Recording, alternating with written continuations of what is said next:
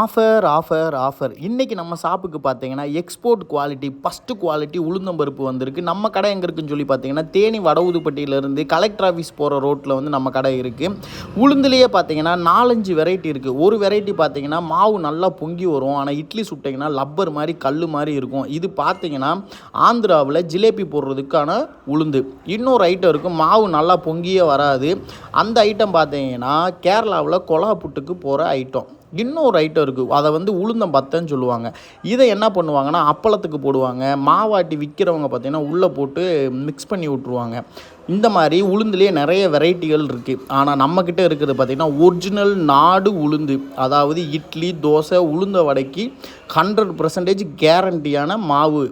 என்னென்னா நம்ம மூடையாக வாங்கி அதை ஆட்டி பார்ப்போம். ஸோ மாவு பக்காவாக வந்தால் மட்டும்தான் நம்ம பேக்கிங்கே பண்ணுவோம். நம்மக்கிட்ட பார்த்திங்கன்னா 1 கிலோ பேக்கிங், அரை கிலோ பேக்கிங், 50 கிலோ மூடை வரைக்குமே நம்ம சேல்ஸ் பண்ணுறோம்.